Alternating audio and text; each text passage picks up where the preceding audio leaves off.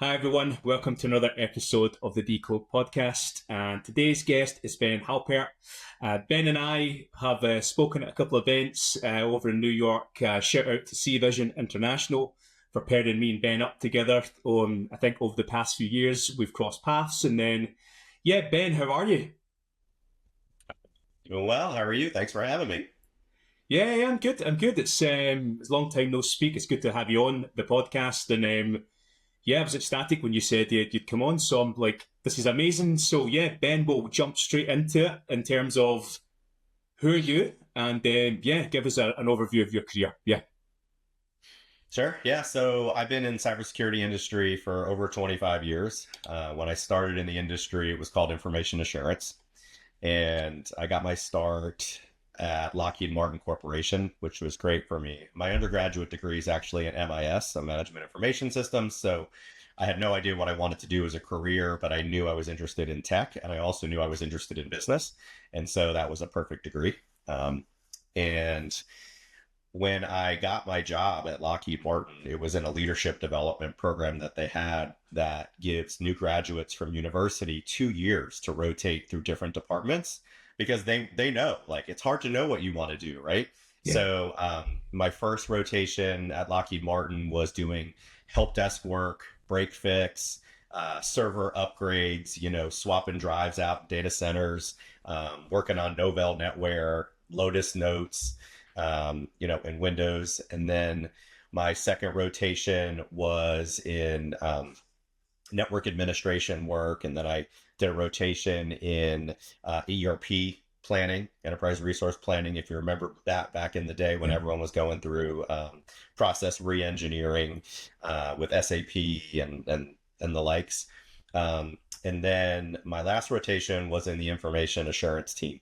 And I was there for a week and I raised my hand to my current manager of the rotation. I said, when I'm done with my program, can I stay here? Because this stuff's exciting. And Nice. so she said yes. And so that was my start of, into cybersecurity. Very fortunate to be in that program. Everything I've ever learned in cybersecurity started at Lockheed Martin Corporation.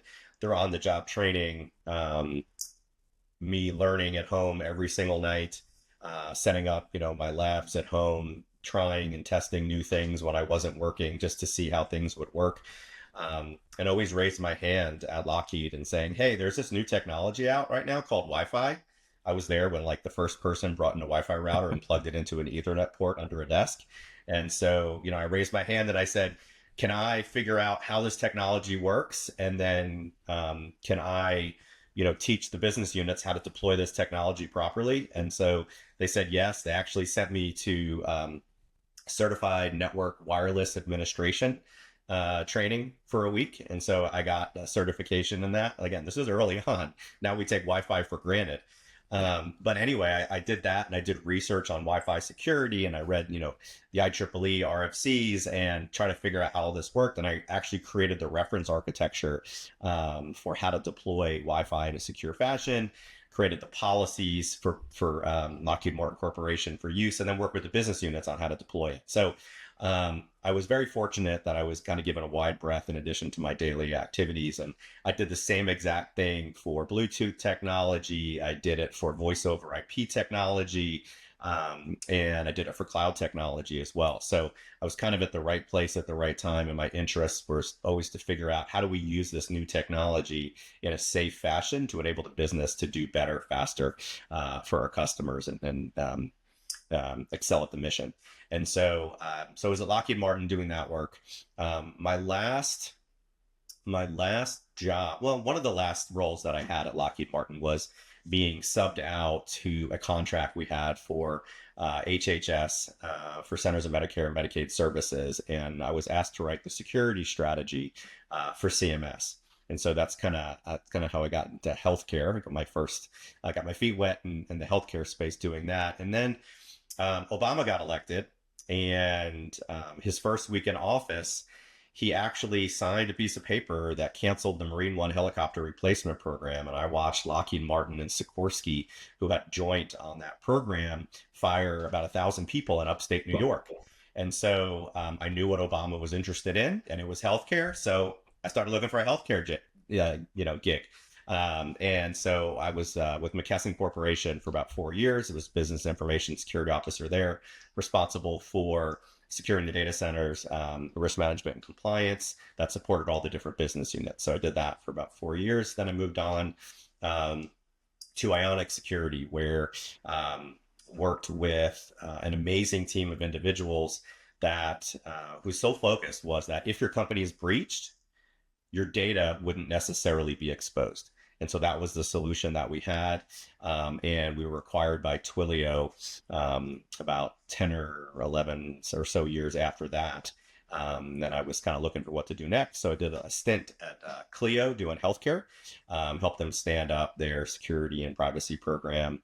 Did that on a part-time basis, short term. Then I moved on over to Groupon to do some fun work. They needed some help doing data center transformation and moving to cloud.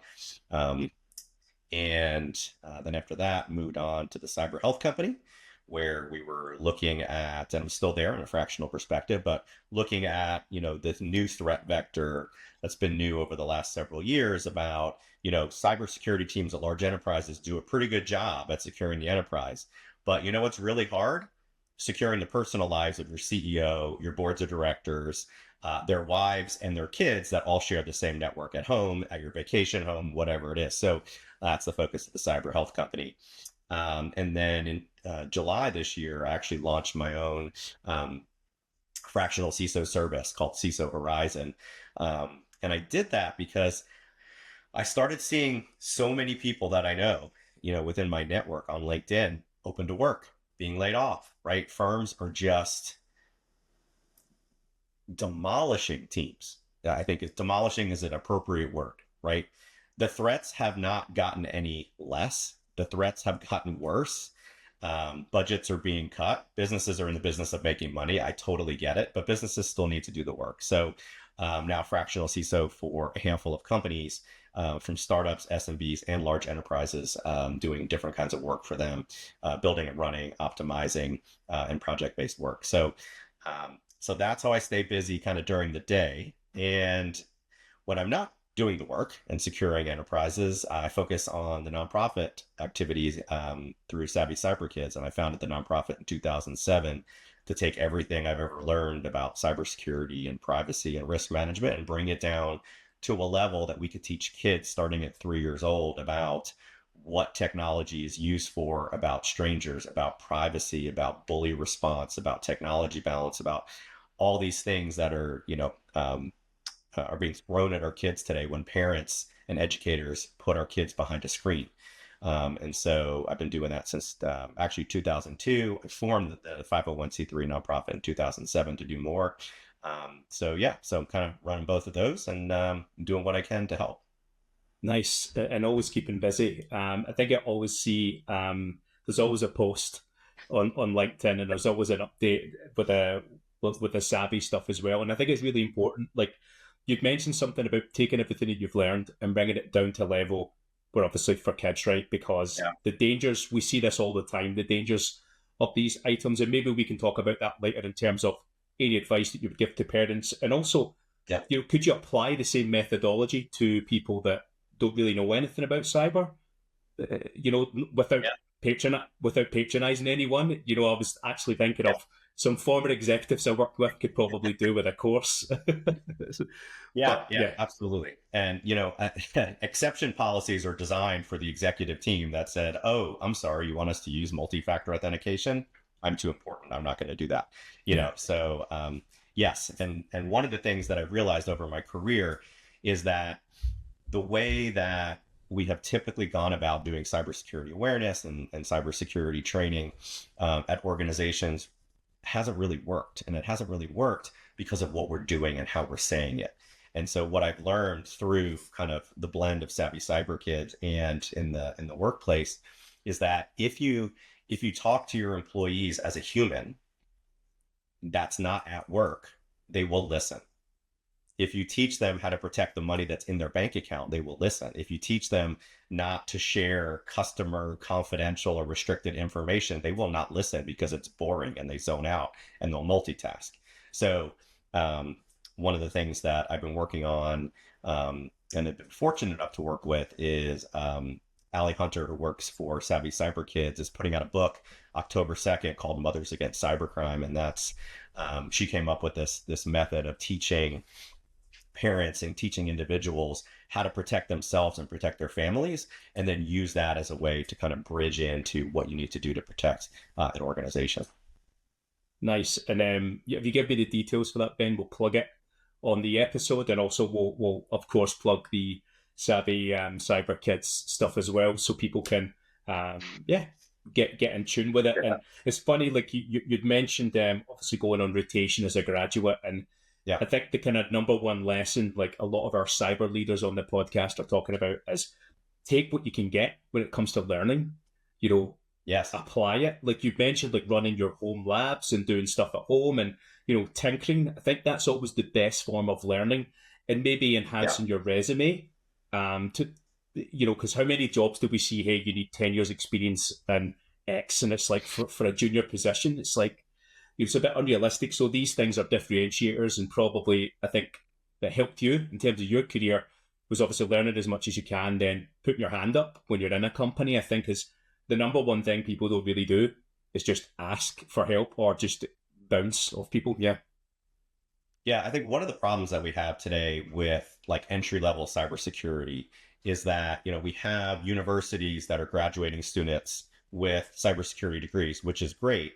And we have the boot camps that are graduating, again, which is great to have the background. But I think there's a little bit of a false promise that you're going to get a cybersecurity titled job when you're done. And so I think it sets up the graduates for a little bit of failure there, where, in my opinion, they should be applying for any job that's related to IT as a first job, right? Take that help desk job, swap out RAM in a server, like in your data center, because if you work for an older company, they're going to have data centers.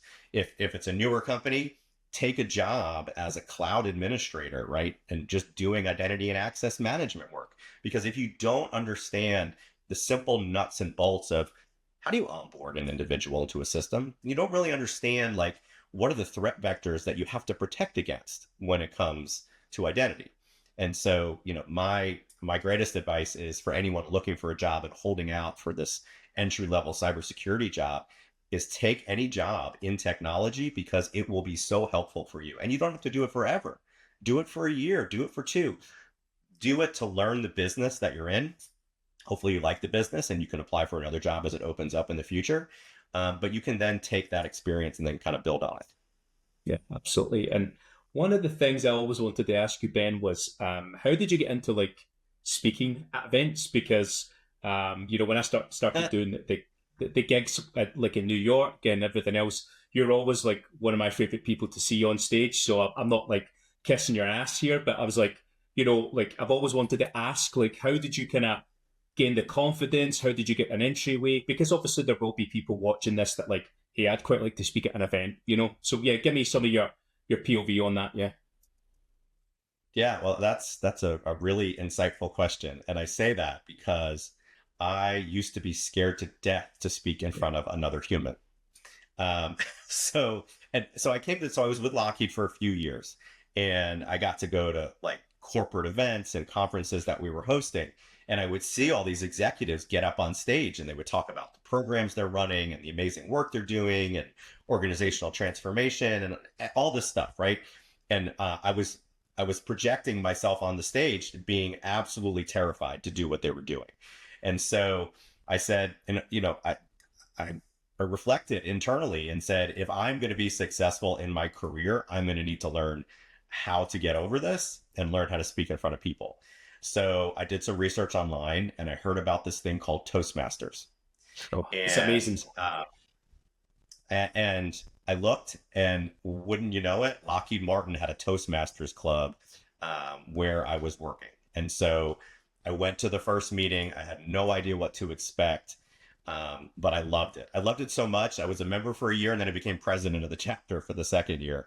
And I got exactly what I needed out of that. And for anyone that is afraid to speak in front of other people, even if it's like a group of 10, forget a group of 1,000 or 500, it is a very affordable, very open environment where you can fail and you are supposed to fail and you are encouraged and they give you tips and everyone is there to be super supportive and they have a process they run you through. Toastmasters, I could not, and it's global, anywhere in the world. There's chapters everywhere. And so there's a lot of virtual chapters and in-person chapters. I do recommend in-person chapters if you can, because that's your goal, right? You want to get up on a stage, you want to be invited to a conference to speak. And so for me, that was a huge turning point when I found that and then got involved in that and learned how to speak. And now basically, if anyone asks me to speak, I go because I love helping others. Like my personal mantra is the purpose of life is to help others. And if I can impart something that I know or I experienced on someone else to help them cut down their journey somewhere, or, you know, to give them something to think about that they didn't think about before, I always take the opportunity for that. I love that, and it's very sound advice. And then moving into like the challenges you've been faced with in your career.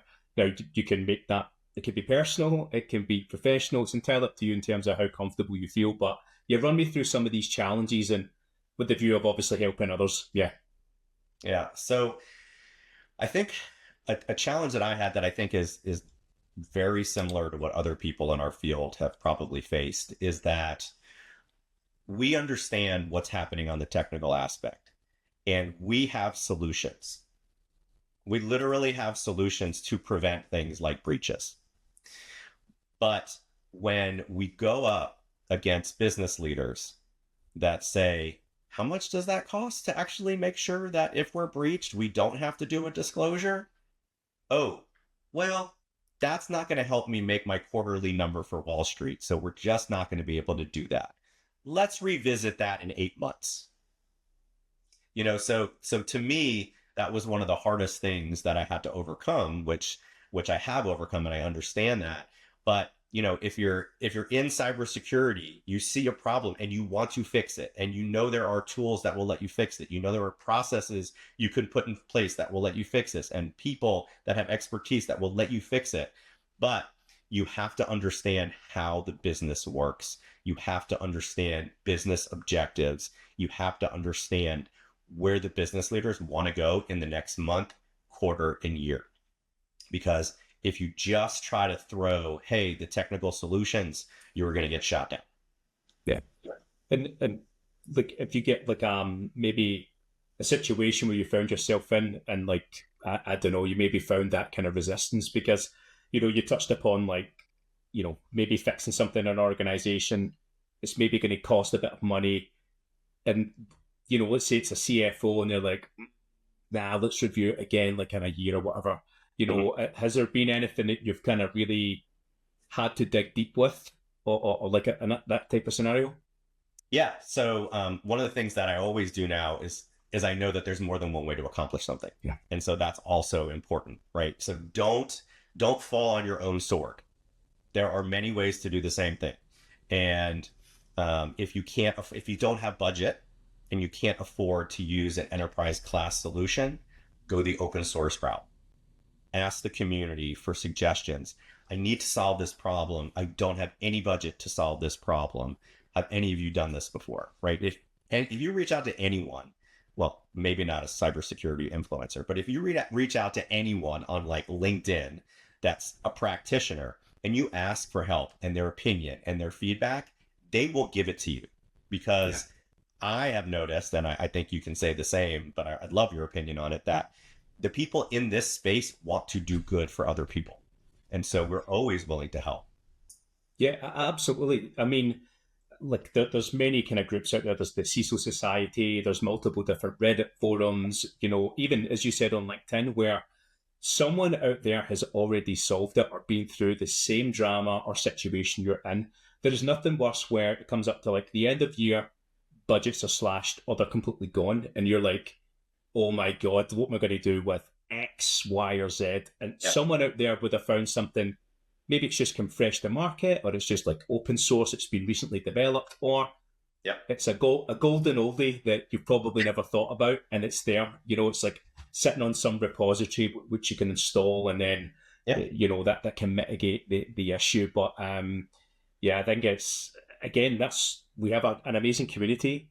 You know, sometimes this podcast has been guilty of being ultra negative with certain topics. It's only because we're trying to kind of share these experiences so people can learn from them and avoid those pitfalls. And this is one of them. This is the number one thing a cyber leader will struggle with, is what happens when the money dries up.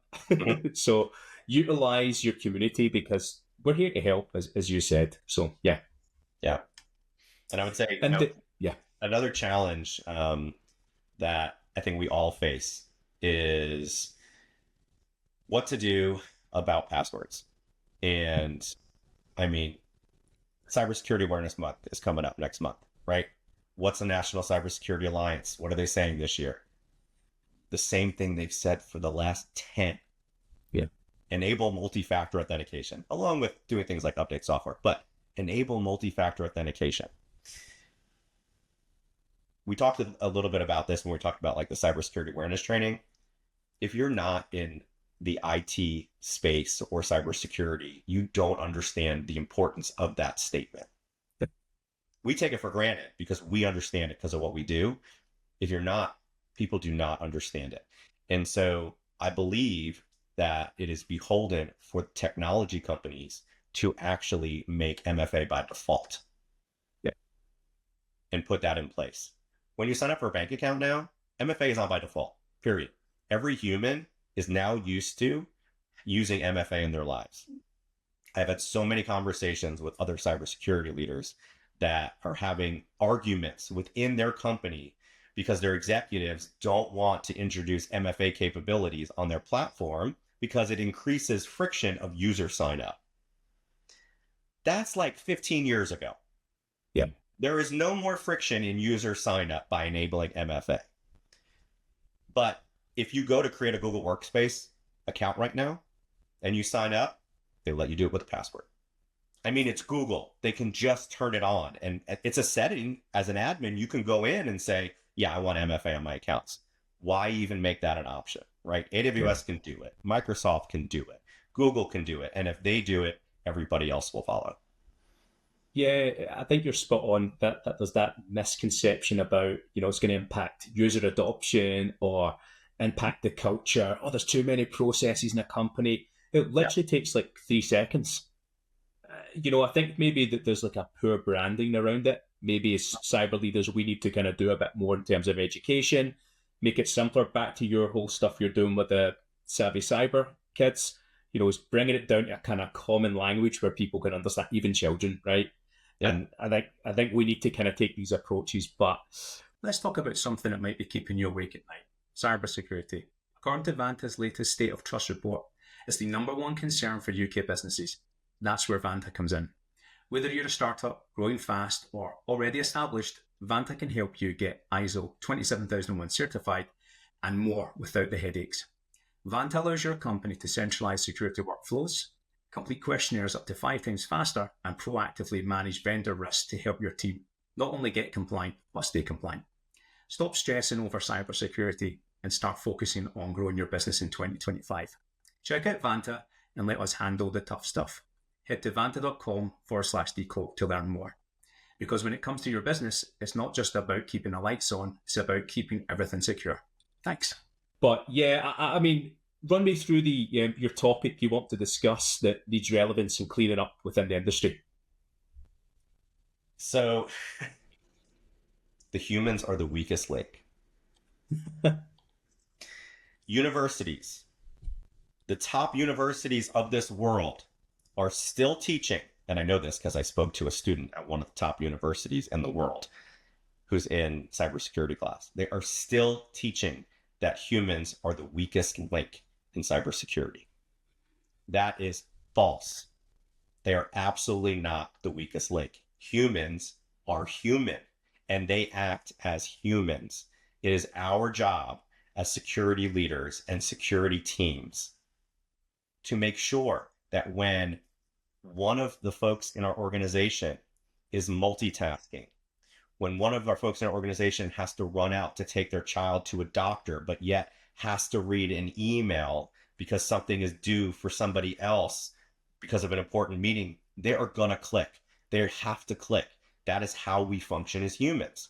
And so we need to get past humans are the weakest link. And we just need to say, you know what? We understand human psychology. We understand that humans are busy and humans make mistakes all the time. So what can we do as cybersecurity teams to prevent the bad from happening? And there are things we can do, right? There are things like safe links that Microsoft has in their O365 environment. When you click that link in your email, it opens up in a container in an Azure environment and it doesn't execute if it's bad. Right. So there are things that we can do as leaders, but we really need to stop teaching. And this is people that are graduating last year, the year before, going to be graduating this year. They still think that because their professors, who they highly respect, are still teaching that. I think that's absolutely spot on, because it's almost like it generates like I'm not going to say hate, but it's like a friction. I think when people come from universities, they're being taught this, then they take like a developer role, and then it's like maybe they're not maybe thinking of certain elements. Then cybersecurity teams kind of then pick on them, or they say, "Oh, it's a human issue because they wrote a bad piece of code." No, it's an educational issue.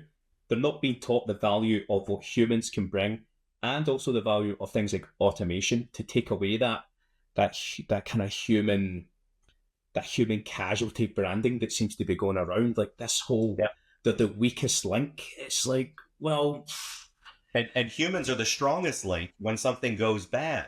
But exactly. if you're repeating this, that humans are the weakest link, they're going to stop reporting it. Right? Your human is your front line of defense, and they will notice something because they're inside a business process that they do day in, day out, and they can notice when something is a little bit off. But if we treat them like they're the problem, they won't report it because they don't want to get in trouble. Absolutely. And I think we need to build psychological safety when it comes to certain topics. Or, I remember years ago, people would get like, I don't know, it was almost like they were being told off for reporting a phishing email. Mm-hmm. And it'd be like, why would that be such an issue? Now, we're going back about 10, 15 years ago, and it was like, or something like, I think there's a fraudulent invoice, when somebody like, just get it paid. And it's like, nah, that like we need to build that psychological safety. And, in your professional opinion, Ben, what do you think needs to change then? Like, how do we clear this up within the industry and make it less of a human problem? Yeah, I think we should focus instead that everybody in every role in a company is part of the security team. Yeah. Because they're the person that stops piggybacking when they're holding a door open for someone who swiped a badge, right? In a physical security sense. They are the individuals that can call out and say, hey, I just got a text message from the CEO about a gift card. CEO doesn't ask me for gift cards. CEOs never asked anybody for gift cards, but human brains fall for that because of the way human brains are wired, right? But if you have that and you allow that individual to say, hey, look out, like on a Slack channel or however you communicate within your org, look out, I just got a SMS about a gift card scam, so be on the alert, right? Otherwise, you have someone that's going to complain to you and said, I just lost $500 from the CEO. They said it was the CEO. I need the company to reimburse me. So I've seen it. It happens. Yeah. I've seen it far too often, and people don't question that element. And you should be able to question anyone at any level in an organization. Right. You should have that transparency. As you say, hey guys, check this out. This is, someone impersonating the CEO. How many? I mean, you've worked in enough companies, so have I. We always see it. And we need to get back to we're all part of the same link. We're all cogs in this one machine, and we need to start rewarding people for being vocal and gamify it. I worked at an organization where we gamified. We basically took away the blame around, hey, everyone's got bad code or tech debt. So we decided to reward everyone to try and reduce that tech debt. And then call out things that might be abnormal, or because we had a small team, we need several hundred pairs of eyes and ears. And it got to a point where it was just crazy. Like we used a thing called Bonusly, which you could convert bonus points to like Amazon vouchers and Starbucks cards. And oh man, it became like a nightmare, but a good nightmare, because we were like, oh my gosh, this team did X and reduced XYZ risk, or hey, someone's found this really nuanced thing that no one's ever looked at but it's a huge gaping hole if it's exposed. So again, I think as the industry needs to start kind of putting more towards positive reinforcement rather than Yeah. I hate the buzzwords. I really despise them. But yeah, any final thoughts on that topic? Yeah, creating security champions within an organization in every area is also something that I've done before, and I've seen work at multiple companies. And you know, what I'd really like to see, and I think a lot of people might hate me for saying this, I want to see cybersecurity go away. I want to see a cybersecurity organization not exist. I want to see cybersecurity education programs not exist. I want to see cybersecurity a main topic in every major at university, so that you don't need someone who is a specialist in cybersecurity to help a DBA secure the database. Yeah. The DBA should be part of the core curriculum, really deep cybersecurity expertise on database security. Same thing for network security, same thing for development, right? So it's never going to happen, but we can all dream. Yeah, absolutely. It's good to have dreams, and you mentioned you mentioned security champions, and my first memory of security champions, I saw this thing IBM did around. It was like IBM Security Ninjas, and they created like a martial arts grading system, and I was like, "Yo, what is this? This is insane!"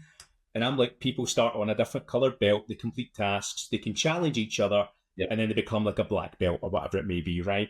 Yep. And I love that concept because I was really big into like Karate Kid when I was younger. And I was like, if I could build this into like an all valley tournament, and I might even have a cut scene of Daniel LaRusso coming back at the All Valley tournament here. I don't know. So apologies for the cheese when it comes in, but I think the most important thing I learned is you didn't need to be a DevSecOps engineer. You didn't have to be, a GDPR wizard. It was like any level, as long as people had the passion and interest. It's down to me and other people to upskill them, get them to a level. And, again, I'm interested in your thoughts, if you've had any really obscure roles become a security champion, like, I don't know, like front desk reception or right through to like CFO or something. I'm interested to know if you've ever had any kind of quaint roles in there. So, to me, it's always when you can get the developers who are always like, I'm in a 2-week sprint. I have no time to talk about bugs and talk about remediating, issues that were found in your scan report. But when you can convert a dev from understanding or from pushing back because they don't have time to talking about, the code hygiene and what good secure coding practices are and how they become a master coder with cybersecurity in mind. By the way, their value in the community goes up tremendously. Also in their career. At their next job goes up tremendously. But it kind of goes back to that thing. Like, there shouldn't be cybersecurity as like a silo. If you have a dev that understands secure coding and teaches other devs on the team and supports, they're like, we don't need this to hold us back. Hey, we just got a notification that there's a vuln in this line of code. We're going to change it immediately and move on. There's no need to talk about. You waste so much time talking about the criticality of this vulnerability. Is it a 7 or a 9? Does it matter at that point? The amount of time you spent talking and debating about that, you could have literally fixed it. I know. God, I've had so many conversations where like a 5-minute fix, which was like a bypass on a WAF, and someone's like debating the hell out of it, and it's literally like, all you need to do is just like fix this header and it's fine. But again, I think that's down to people like myself and yourself that take that nuisance away and empower people to make those decisions so they feel good about themselves. They're like, hey, I've learned something new, or listen, I've got rid of like 1,000 cross-site scripting issues, and it's like, this is super positive. And also, if you have enough sway in an organization, you can put that into performance reviews. It's another metric that gets an extra few dollars or an extra smile on someone's face during performance reviews. So, but and on to our last topic, Ben, is the one thing in cyber you think is BS and needs a focus on or needs to change. I'd say I kind of brought it up before, but cybersecurity influencers. Um, Okay. I believe in practitioners that want to share the wealth, right? I Yeah. love what you're doing here, trying to get people like out of their shell. Like you asked me a question no one's ever asked me about before, right? And I got to talk about how I can get up on a stage, right?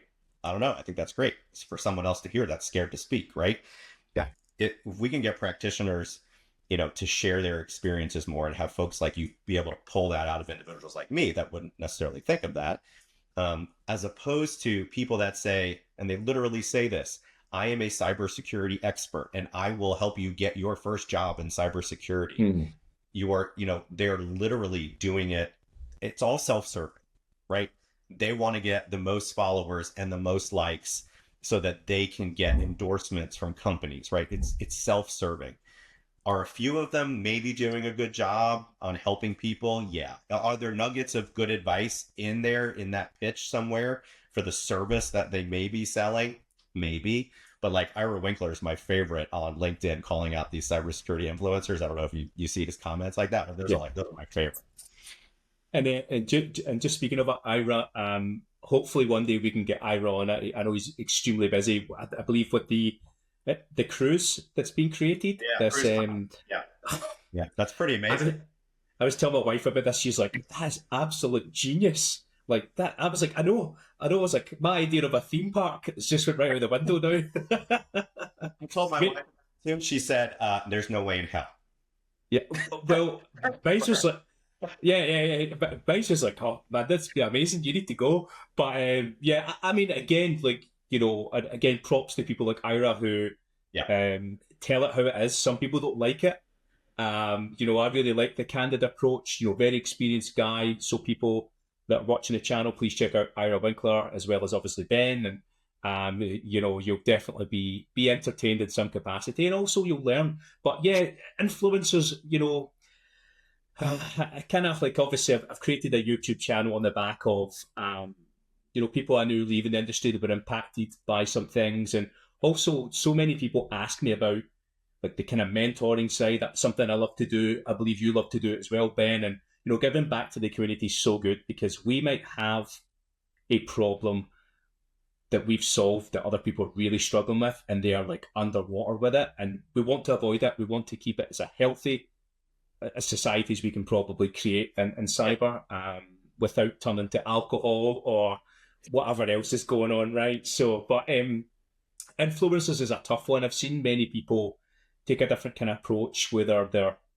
being a CISO and they're now just like an advisor to other CISOs, and I kind of like, they may proclaim to be, world renowned or certain things, and it's like, I can't really judge it because I'm a person who's created a YouTube channel, and I'm like, if I'm like selling like merchandise and action figures in a year's time, then you can hold me to it and you can be like slap my wrist and be like, what are you doing, man? But yeah, we should donate your proceeds to the nonprofit Savvy Cyber Kids from the action figures. It's all good. It's all good. Done. It's done. And then we can educate more kids with it. So yeah, well, ironically, my son's he's been asking me about a 3D printer to make different things for the 80s Ghostbuster action toys. yeah. So I made the stupid mistake of buying those toys. From now I'm like on the hook for it, and it's like, well, we might do some 3D printed hybrids of me as Egon Spengler and you as I don't know, Bill Murray or whatever. I don't know. Like I just completely forgot his name. I'm going in a complete tangent, but is there a kind of is there any advice you would give to people to beware of false prophets then? So yeah, I think the biggest piece of advice I can give is never pay for a mentor. If you're looking for a mentor out there and someone is saying, I will be your mentor, but it will cost you X. No, a real mentor doesn't charge a dime. Yeah. So now if you may reach out to, and I encourage you, if you're watching this and you're looking for a mentor, I encourage you to reach out to people that are already in the field, but you may get responses like, I would love to help you, but I'm too busy right now. Because maybe they're already mentoring 2-3 people, right? And they're doing their job and another job, right? People are just busy. So I wouldn't take it that they're not available to help you as rejection, but just keep looking. And a true mentor would never charge you to be a mentor. Absolutely. And then, yeah, on that note, Ben, thank you so much for your time. Again, we'll plug the Savvy Cyber Kids and anything else that you're up to that you want us to plug, and any good reference material. I know you'd mentioned an acquaintance earlier on a book coming out relating to mums and cyber. We'll plug that as well. And yes, for everyone watching, please check out Ben. Give some love and support, and like, share, subscribe, and all the YouTube jargon that you're supposed to say. And again, Ben, thank you so much for your time. It's really good to see you again. And thanks again. Thank you. Thanks. Take care.